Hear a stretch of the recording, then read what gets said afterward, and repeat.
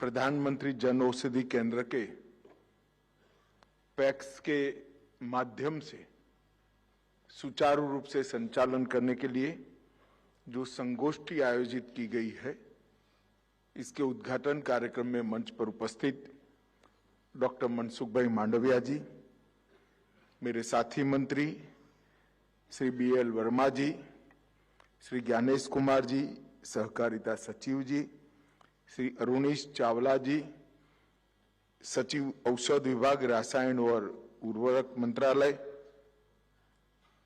अन्य अधिकारीगण और आज देश भर से आए हुए मेरे प्यारे पैक्स के संचालक भाइयों बहनों, आप सभी का हृदय से स्वागत है। मित्रों, आज एक प्रकार से अनूठे कार्यक्रम की शुरुआत हो रही। एक तो हमने मोदी जी के नेतृत्व में जो तय किया है कि सहकारिता की बेसिक इकाई पैक्स को अन्य कामों में जोड़कर उसको आर्थिक रूप से मजबूत करना, आज उसका विस्तार हो रहा है। मनसुख भाई ने जैसे बताया, ऐसे देश भर के 2300 पैक्स को सस्ती दवाइयों की दुकान मतलब भारतीय जन औषधि केंद्र मोदी की गारंटी सार्थक करने के लिए देने का भी एक प्रकार से आज घोषणा किया है। और इसके साथ साथ जन औषधि केंद्र ज्यादातर शहरी क्षेत्रों में स्थित थे। शहर के गरीबों को ही इसका फायदा मिलता था। अपने स्वास्थ्य लाभ के लिए 100 रुपये के बनाम 10 रुपये से लेकर 30 रुपये तक सस्ती दवाई मिलती थी। वो सिर्फ शहर के लोगों को ज्यादातर मिलता था, मगर पैक्स के माध्यम से आज ग्रामीण क्षेत्र के गरीब और किसानों के लिए भी ये सस्ती दवाइयां उपलब्ध होने जा रही है। इसका मुझे विशेष आनंद है। सालों से फार्मेसी के क्षेत्र में भारत विश्व में अग्रणी रहा और विगत 10 साल के अंदर मोदी जी ने फार्मेसी के क्षेत्र में ढेर सारे सुधार करते हुए मनसुख भाई ने मोदी जी की योजनाओं को जमीन पर उतारी और आज विश्व भर के अंदर भारत फार्मा क्षेत्र का एक विश्वसनीय उत्पादक देश बनकर रहा है। मगर हम सब के लिए एक विडंबना थी। दुनिया भर को दवाई भेजने वाले भारत में 60 करोड़ लोगों का हिस्सा ऐसा था जिनके भाग्य में दवाई नहीं थी, क्योंकि दवाइयां इतनी महंगी थी कि वो खरीद ही नहीं कर पाते थे। मोदी जी ने जन औषधि केंद्र के विचार को आगे बढ़ाया। जो जेनरिक दवाइयां थी, जिन पर पेटेंट का खर्चा नहीं चढ़ता था, फिर भी पेटेंट का खर्चा एक प्रकार से वसूला जाता था, मोदी जी ने इसको स्ट्रीमलाइन कर मैंने जैसे कहा 8% से 30% की कॉस्ट में हर गरीब को दवाई मिल पाए, इस प्रकार का एक कार्यक्रम लिया और इससे गरीब क्षेत्र में, ग्रामीण क्षेत्र में स्वास्थ्य के सुधार में बहुत बड़ा फायदा हुआ है। भाई और बहनों, ये 9 साल के अंदर जन औषधि केंद्र के माध्यम से लगभग 26,000 करोड़ रुपया इस देश के गरीबों का बचा है।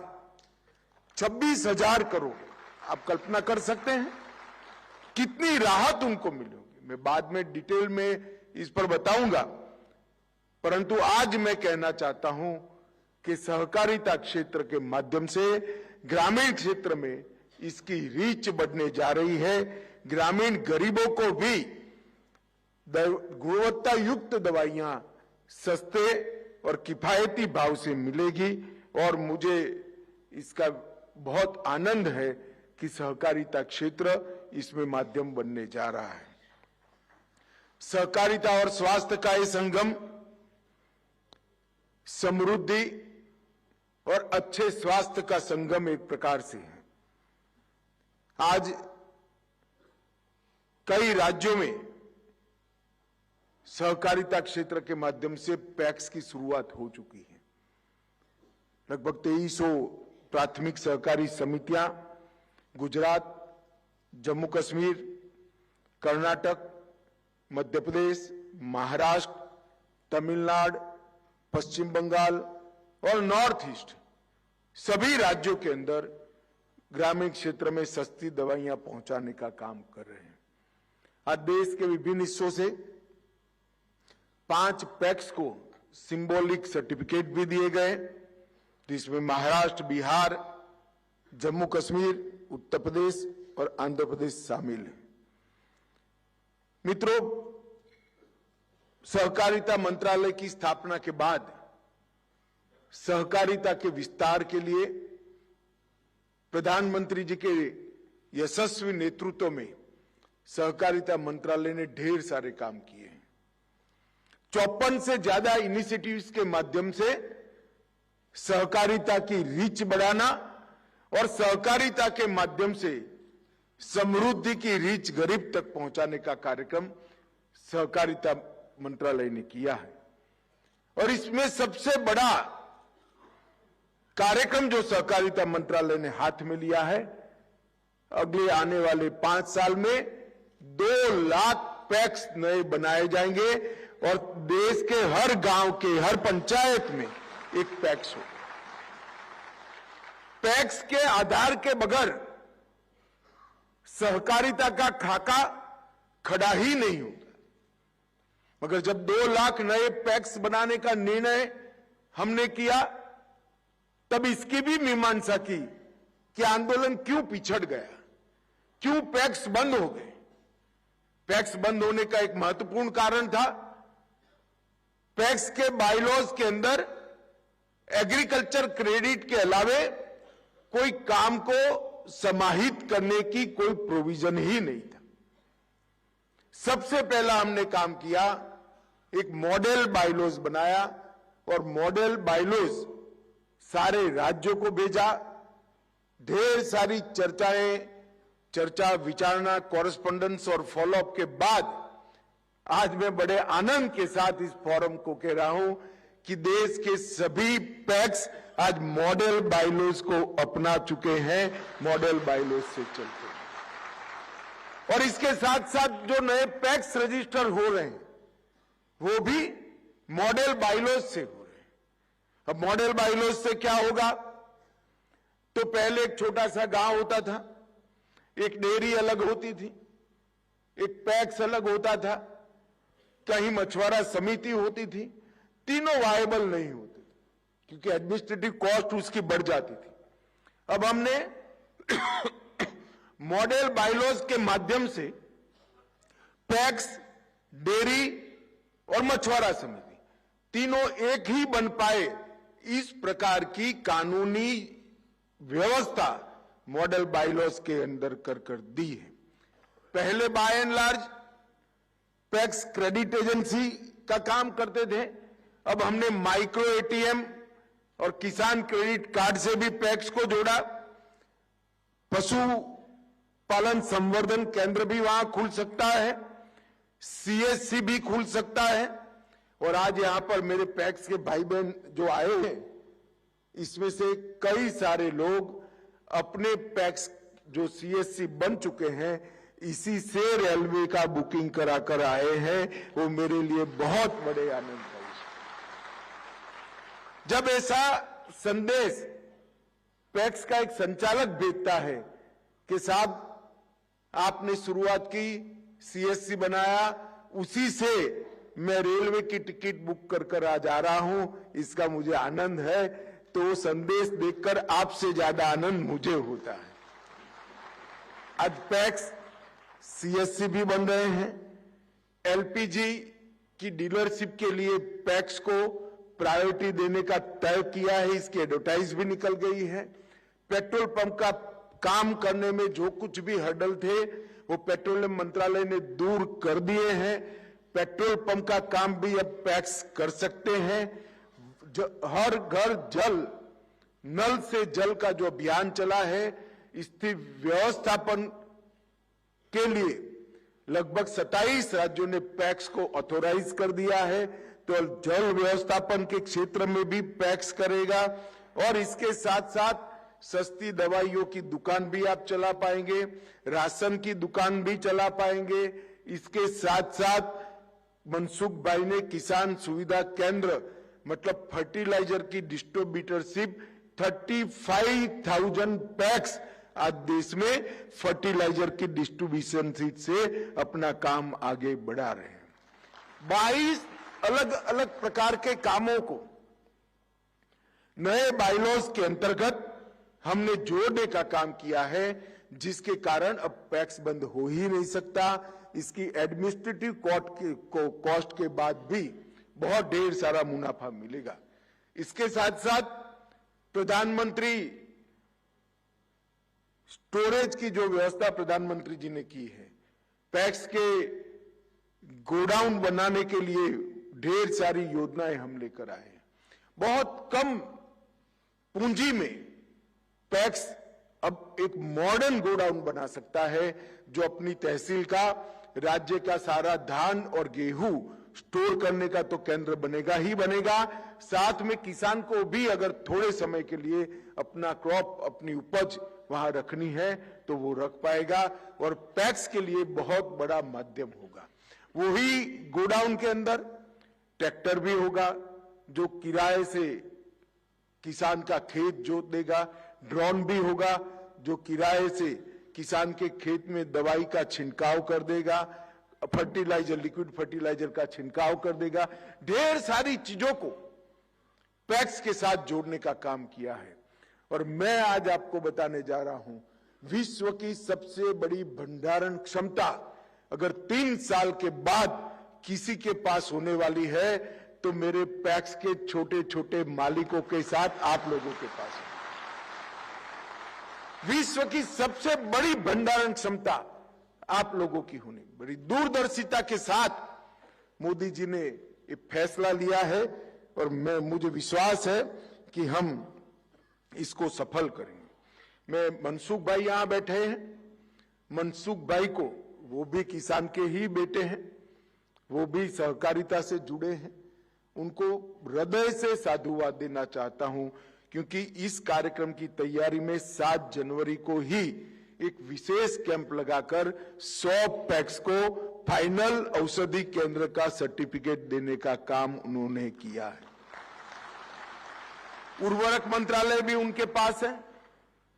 मैंने उनको कहा कि भाई हमारे किसान समृद्धि केंद्र को पैक्स के साथ जोड़िए। मुझसे ज्यादा उत्साह के साथ इन्होंने इनिशिएटिव लिया और आज ये दोनों काम हमारे पैक्स कर रहे हैं। मैं चाहता हूं कि सभी पैक्स वाले मनसुख भाई के लिए बड़ी जोर से ताली बजाकर उनका स्वागत करें।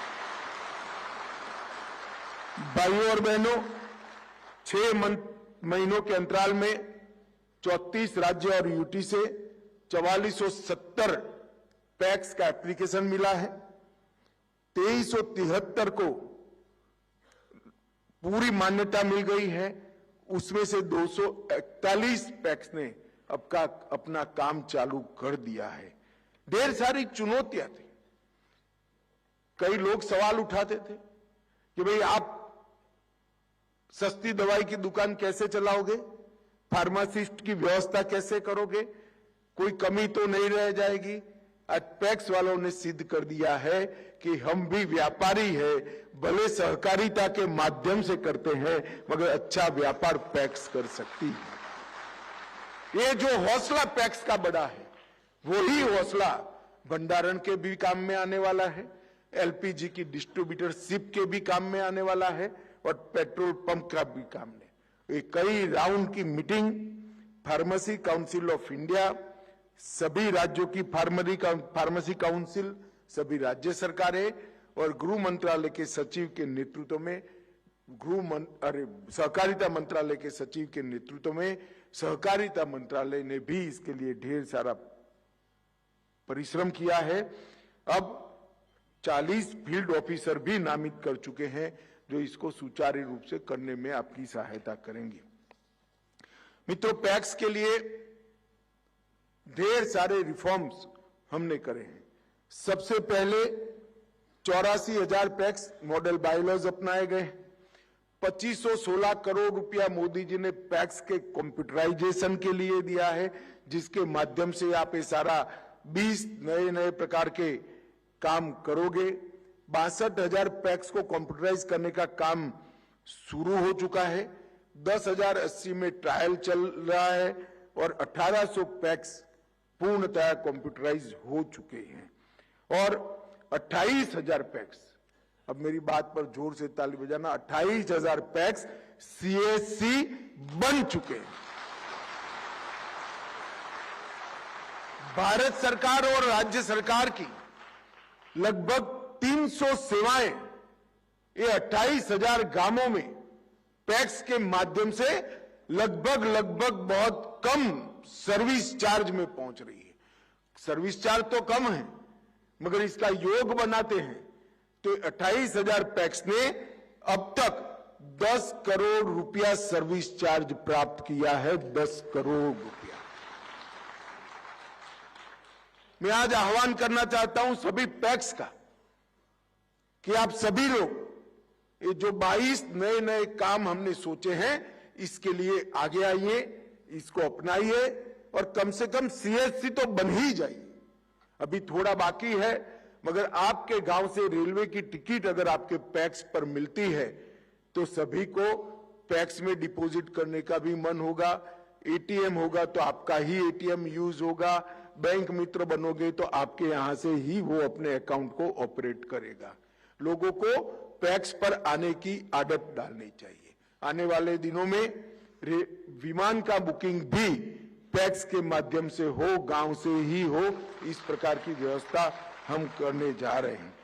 मित्रों, 350 नए पेट्रोल पंप भी चालू हुए हैं और किसान समृद्धि केंद्र में जैसे मनसुख भाई ने बताया 35,293 पैक्स आज फर्टिलाइजर की एजेंसी लेकर अपनी कमाई को बढ़ा रहे हैं।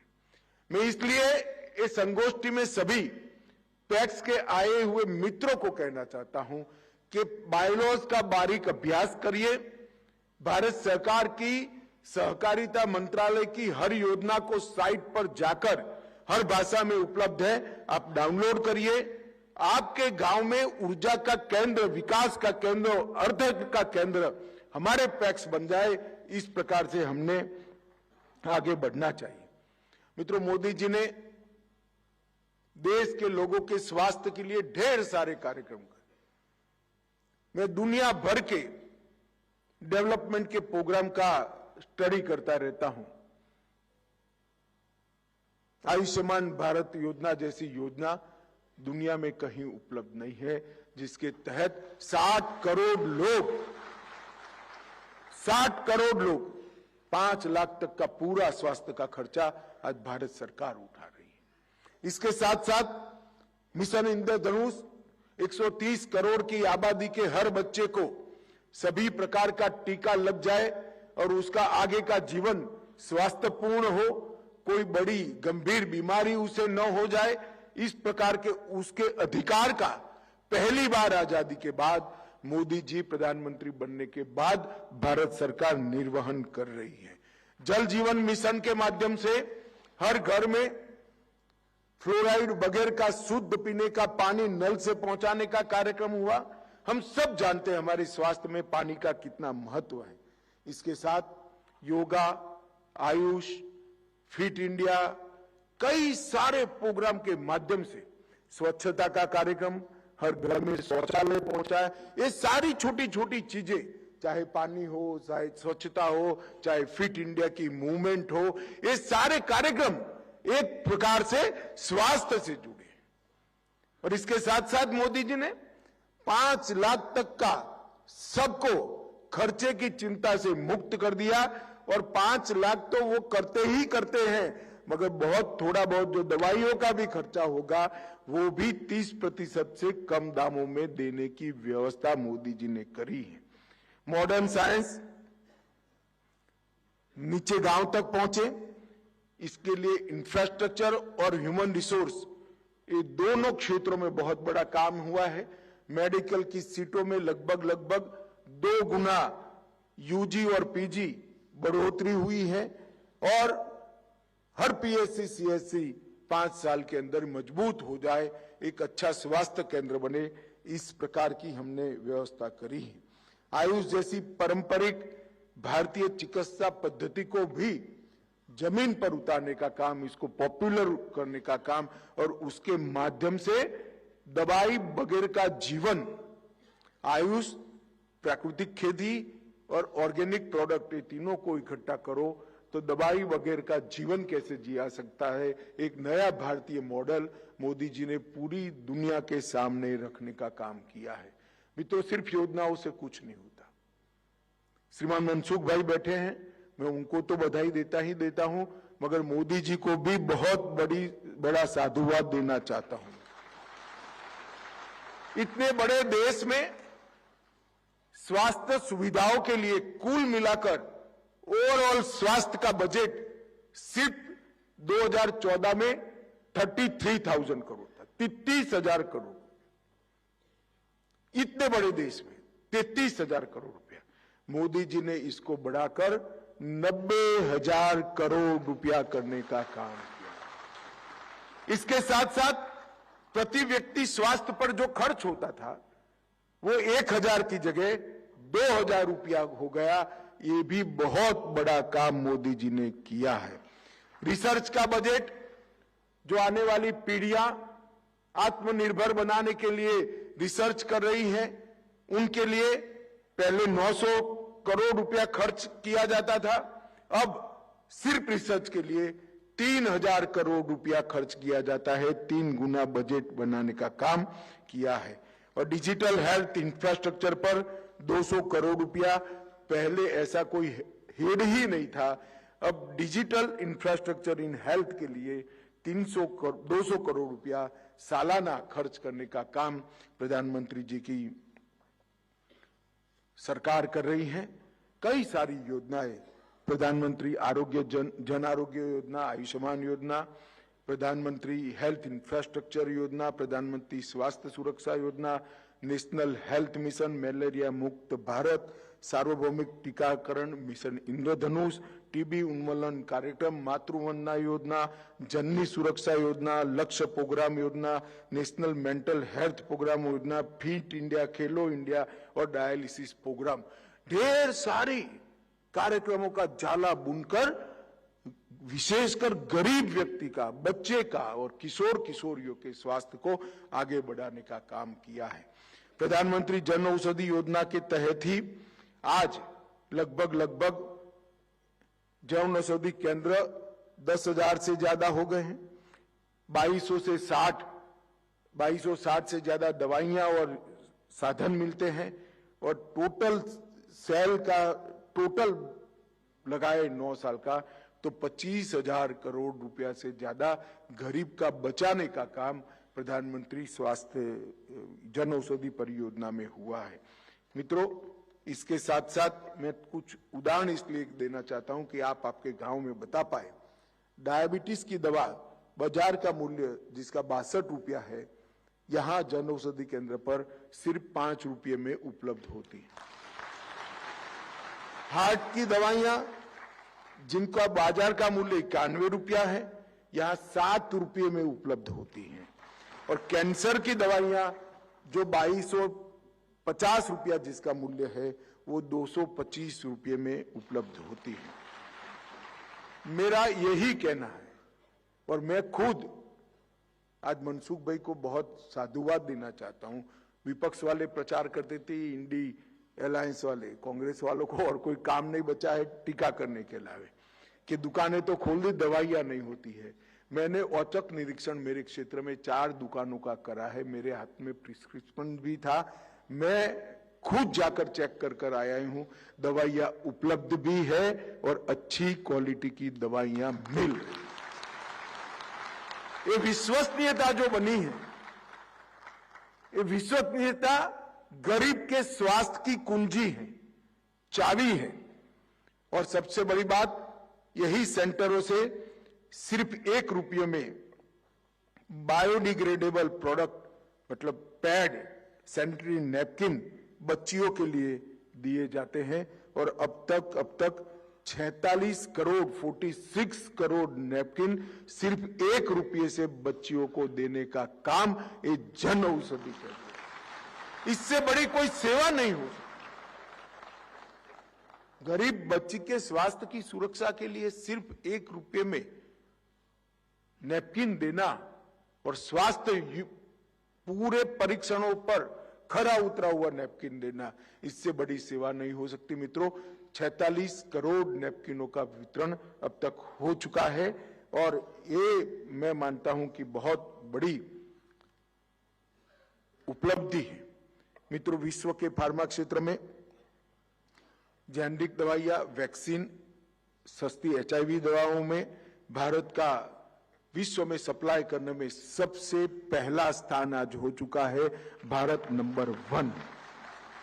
फार्मा और बायोटेक प्रोफेशनल खड़े करने में, पढ़ाई लिखाई की मैं बात कर रहा हूं, इसमें दुनिया में हम दूसरे नंबर पर हैं और दवा के ओवरऑल उत्पादन के अंदर दुनिया में तीसरे नंबर पर है। मुझे पूरा भरोसा है कि 2047 आते आते सभी क्षेत्रों में हम दुनिया में नंबर 1 बनेंगे और मोदी जी का आत्मनिर्भर भारत का स्वप्न सिद्ध होगा। दुनिया को दवाइयां पहुंचाने में पहले हम 90,145 करोड़ का एक्सपोर्ट करते थे, इसकी जगह अब डबल 1,83,000 करोड़ रुपए का एक्सपोर्ट आज भारत कर रहा है। और मैं आपको बताना चाहता हूं, आखिर पूरी दुनिया में कई सारे देश वैक्सीन नहीं बना पाए थे।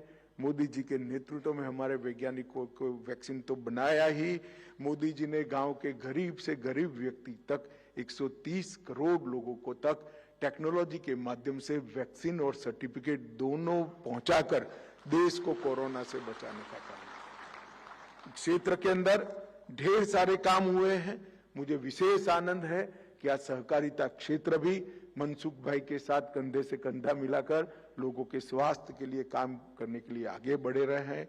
मेरे सभी पैक्स के संचालक भाइयों बहनों को करबद्ध विनंती है, पैक्स को मजबूत करिए, सारे सुधारों को स्वीकारिए, आगे आइए, साथ वाले गांव के पैक्स को भी मॉडर्न करिए और सहकारिता की नींव मजबूत करिए।